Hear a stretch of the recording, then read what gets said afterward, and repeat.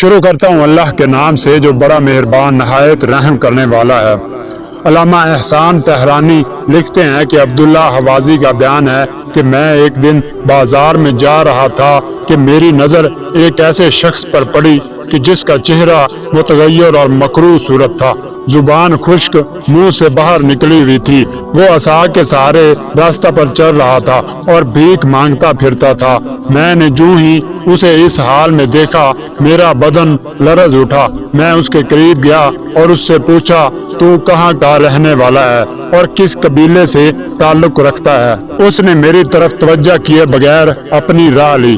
میں نے اسے قسم دے کر پوچھا کہ تو اپنا حال بتا کہ تیری شکل اتنی مکروہ کس طرح ہو گئی ہے کہ جس کو دیکھ کر گھن آتی ہے اور خوف آتا ہے۔ اس نے کہا، بھائی میرا حال نہ پوچھو اور مجھے اپنے حال پر چھوڑ دو۔ میں نے کہا کہ میں ہرگز نہ مانوں گا جب تک تم مجھ کو اپنے حال سے آگاہ نہیں کرے گا۔ اس نے کہا کہ اگر تم نہیں مانتے تو پھر پہلے مجھے کچھ کھلاؤ، کیونکہ بھوک کی شدت سے میرا حال بہت برا ہو رہا ہے۔ میں نہ تو کچھ بول سکتا ہوں اور نہ کچھ کہہ سکنے کی ہمت ہے۔ کھانا کھانے کے بعد میں اپنی غم آفرین داستان تمہیں سناؤں گا۔ میں اسے اپنے گھر لے گیا اور خوب اچھی طرح اس کی شکم سیری کرائی۔ جب اسے سکون ہوا تو اس نے اپنی داستان بیان کرنا شروع کی۔ اس نے مجھ سے دریافت کیا کہ تم عمر بن سعد کو جانتے ہو؟ میں نے کہا، جانتا ہوں۔ پھر میں نے اس سے کہا کہ تیرا اس ملعون ہزلی سے کیا واسطہ؟ اس نے کہا کہ واقعہ کربلا میں اس کا علمدار تھا اور میرا نام اسحاق بن حویہ ہے۔ اتنا کہنے پر اس کے منہ سے تار کول کی بو آنے لگی۔ پھر وہ کہنے لگا کہ رزم گاہ کربلا میں عمر بن سعد نے مجھے نہر فرات پر تعینات کیا تھا اور مجھے حکم دیا تھا کہ امام حسین علیہ السلام کے لشکر میں کسی صورت سے پانی نہ پہنچنے دیا جائے۔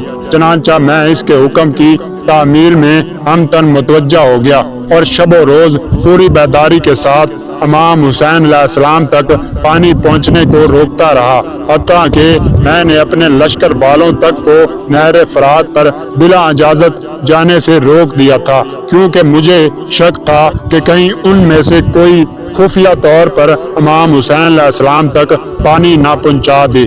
ایک رات کا واقعہ ہے کہ میں بہت پوشیدہ طریقے سے امام حسین علیہ السلام کے ایک خیمہ تک جا پہنچا تاکہ ان کے ارادے معلوم کروں۔ میں چھپا ہوا بیٹھا ہی تھا کہ امام حسین علیہ السلام اور حضرت عباس علیہ السلام میں گفتگو کی آواز آنے لگی۔ اس بات چیت میں نے یہ محسوس کیا کہ دونوں بھائی موجودہ حالات سے بے حد متاثر ہیں۔ حضرت عباس علیہ السلام نے حضرت امام حسین علیہ السلام سے کہا کہ اے بھائی، مجھے اب بچوں میں پیاس کی بے تابی دیکھی نہیں جاتی اور نہ ان کے رونے کی آوازیں سنی جاتی ہیں۔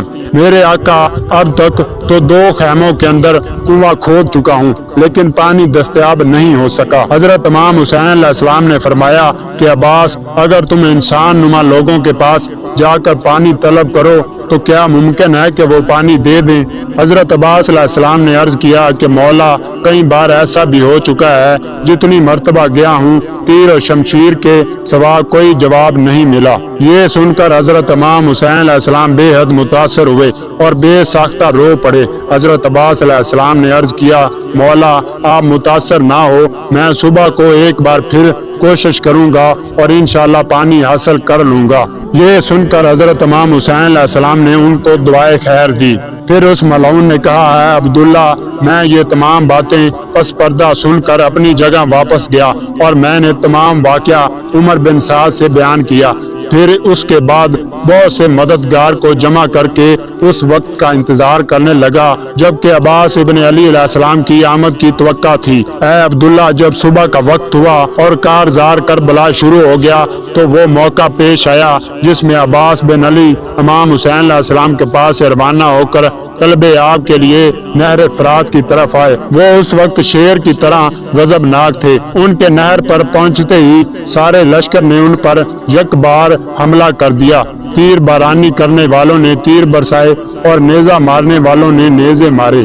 اے عبداللہ، حضرت عباس بن علی علیہ السلام پر اس قدر تیر مارے گئے کہ ان کا بدن صحیح کے بدن کی طرح ہو گیا اور جسم پر ان کے تیر ہی تیر نظر آنے لگے، مگر وہ بلاں کے بہادر اور طاقتور تھے۔ انہوں نے اپنی ہمت پست نہیں ہونے دی بلکہ برابر آگے بڑھتے رہے، جہاں تک کہ لشکر کو درم برم کر کے نہر فرات پر جا پہنچے۔ اپنے گھوڑے کو نہر فرات میں ڈال دیا، چلوں میں پانی لیا اور لشکر کی طرف کر کے دکھایا کہ اے فوج یزید ملعون، دیکھو تمہارے گہرے پہرے کے باوجود پانی ہماری مٹھی میں ہے، لیکن ہم اس کو اس وقت تک نہیں پیئیں گے جب تک میرے آقا حسین علیہ السلام اور ان کے بچے نہ پی لیں، اور پانی کو دشمن کی طرف اچھال دیا۔ میں نے اس وقت پوری کوشش کی کہ عباس پانی نہ پی سکیں۔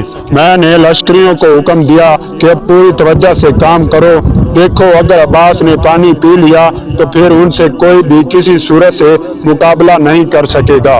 چنانچہ میرے لشکریوں نے پوری توجہ دی اور ان پر حملہ شروع کر دیا۔ وہ مشکیزے کو نہر سے بھر کر برآمد ہوئے اور حملوں کا جواب دینے لگے۔ اے عبداللہ، وہ اس بہادری سے لڑ رہے تھے کہ ہم سب حیران تھے۔ لشکر چاروں طرف سے حملہ کر رہا تھا اور وہ سب کا جواب دے رہے تھے، یہاں تک کہ ہمارے لشکر کے ایک ازدی شخص نے، جو ایک کمین گاہ میں چھپا ہوا بیٹھا تھا، ایک ایسا وار کیا کہ حضرت عباس علیہ السلام کا داہنا ہاتھ بازو سے کٹ کر زمین پر گر پڑا۔ اس وقت انہوں نے بڑی پھرتی کے ساتھ مشق اور علم کو بائیں ہاتھ سے سنبھالا اور جنگ کو جاری رکھا اور پوری بہادری سے کثیر افراد کو موت کے گھاٹ اتار دیا۔ اے عبداللہ، ہماری تمام تر کوشش اب یہ تھی کہ پانی خیمہ حسین میں پہنچنے نہ پائے، چنانچہ ہم سب ہی اس کوشش میں پوری طاقت کے ساتھ لگ گئے۔ ناگہاں مجھے موقع مل گیا اور میں ان کے قریب جا پہنچا اور نیزے کا ایسا وار کیا کہ مشکیزہ چھد گیا۔ اب میں اس مقام سے دور جانا چاہتا تھا کہ حضرت عباس علیہ السلام نے مجھ پر حملہ کر دیا۔ میں نے اس کے جواب میں ایک ایسا وار کیا کہ ان کا بایاں ہاتھ کٹ گیا۔ پھر ایک شخص نے بڑھ کر گرز آہنی سے ان کے سر کو شگافتہ کر دیا۔ اسی حالت میں وہ گھوڑے سے زمین کی طرف چلے اور انہوں نے امام حسین علیہ السلام کو آواز دی۔